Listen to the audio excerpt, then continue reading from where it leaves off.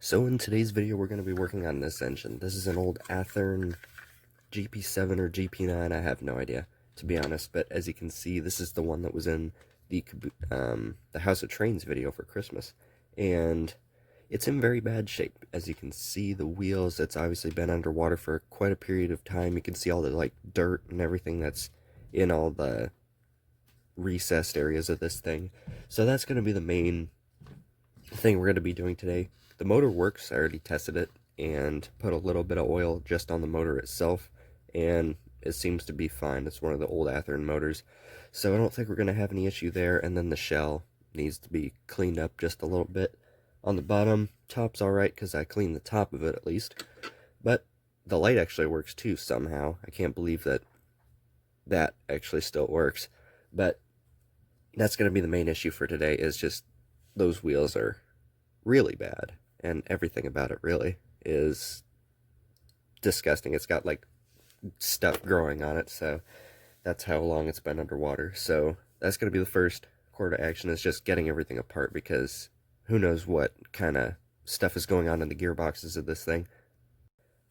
If I'm being honest, I've never really worked on any of these old Athearn diesels, like the ones, this is probably from the 1960s, just judging by the way the motor is, about the era that they had the band drive ones.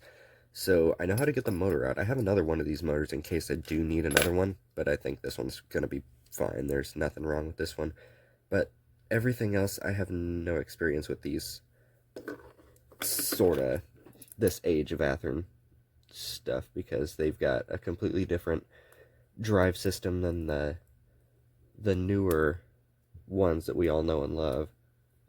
So this is going to be a learning experience for me, because I've never really even seen these very much. But as you can see, the motor spins fine, nothing really wrong with that, just needs to be cleaned, as you can see.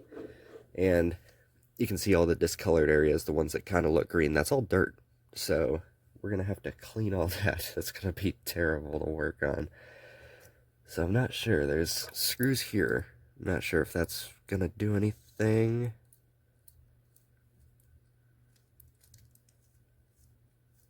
Probably not. Probably just gonna take the sides off. That would. Long screw that is. Okay, yeah, that just takes the side off, which is kind of what we need. Everything kind of fell apart as well. I think there's a screw underneath the drive shaft, possibly, that might need to come off, because there's ball bearings holding that on. I don't see a screw though, so I'm not really sure. I think it might just move. No, there's definitely a screw under that. I'm gonna have to get that bottom plate off. So I think the way the bottom of these comes off is there's a little tab right there in that hole that I think you just kind of push down on, because that's as far as it's gotten so far. Yeah, not really sure. There's gotta be tabs on this side too, I would assume.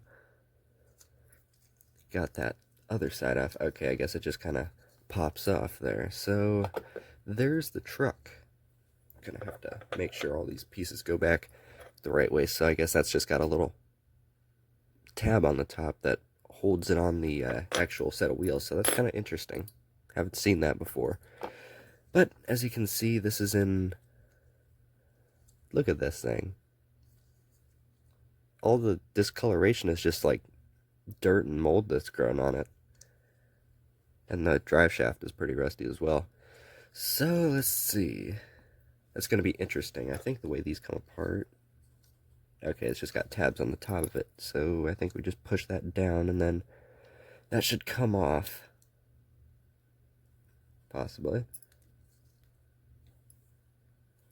Yeah, the tab's just pushed down. So I don't want anything to come apart. Okay, yeah, it's pretty simple actually. Just,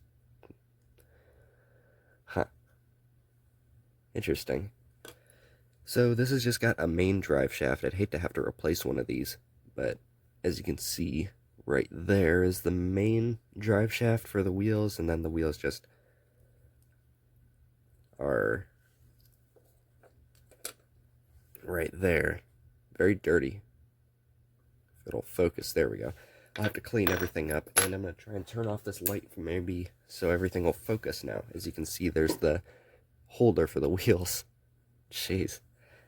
I don't know where this thing was, probably in someone's basement and it got wet or something, or attic, I have no idea. But I'm going to clean all these up just by using general methods. Clean them with water first, just to get the dirt off of them. So now we've got all the parts cleaned, but we still have to get the wheels and stuff de-rusted. As you can see, the wheels are much better. They're still pretty rusty, but everything else, really, all the other parts that I managed to get apart, they're all in good shape, which is really good.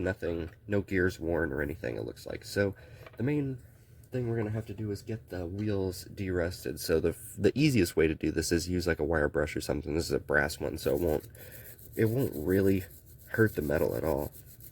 But you just go over the whole wheel and it'll get most of the rust and different oxides and dirt and that kind of stuff that's been left behind.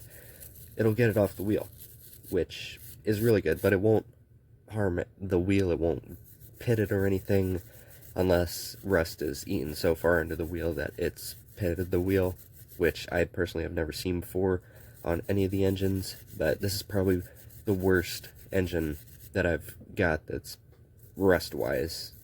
This is probably the rustiest engine I've ever seen. Probably not the worst I've ever seen, but it's the worst one that I have. I've seen probably worse.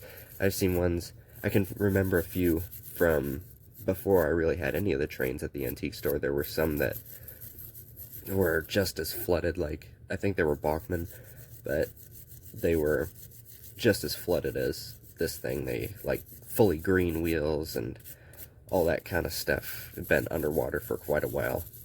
Be just as hard to get running again as this one probably is going to be. But just clean the wheels like that, and as soon as you don't really see any of the oxide anymore, something like that, you know you're good to go. So now all the actual internal parts of the wheel truck are put back together. So yeah, that's the main thing we got to do now, is just put the whole thing back together. So I'm gonna see if I can figure out how to get this thing back together, as I don't really remember. I think that goes, this clips in somehow like that, possibly? No, wrong way, I think.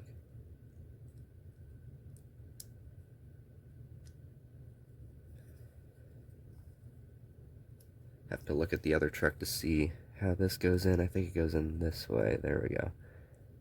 So that goes in that way. This goes in, the wheels go in there, and this goes in here as well, I think that goes on the outside. It's probably, as you can probably tell, I don't really know what I'm doing with this thing. So I think that's how that goes there. And then this should just go back in.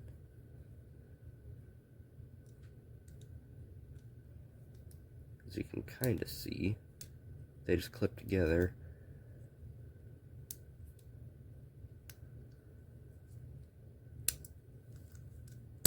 There we go. And that's back together, I'm pretty sure. Just have to stick that drive shaft back on there. And I think that's good. I'm gonna have to put some grease on those gears though. Something you wanna do before you put these back together, as I kinda need to take this back apart. Ugh, God. So now this truck is back together. I had to take it apart and oil it and everything. I didn't make you watch that because it's the same as what I already did, just putting oil on everything. So all we gotta do now is put this back in. Actually, I'm not gonna put this back in yet because I'm gonna clean that base off, because it's just as disgusting as this thing once was. So the rest of it will probably be just time lapse.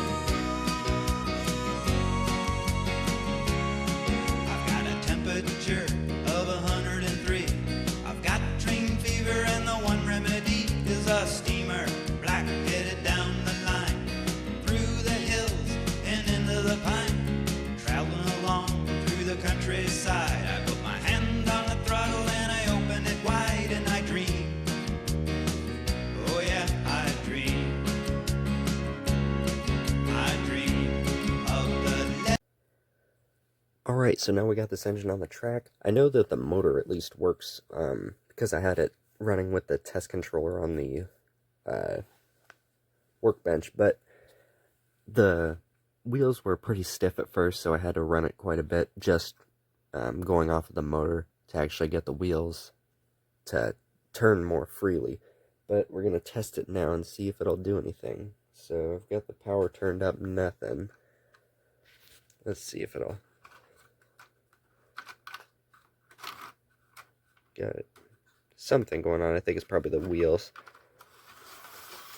Something with them. Either them being dirty still, or... Because it's... You can hear it trying. I think it's just the contacts are not doing their job quite right. So, we'll try and fix that. So now we do have it running around. It isn't the best. I think it needs quite a bit of running in. I'm not sure because it's got a Pioneer hobby shop sticker on the bottom, so I'm not sure if it was like a display engine or something, because the motor hardly had any wear on it. Like, the brushes were almost brand new.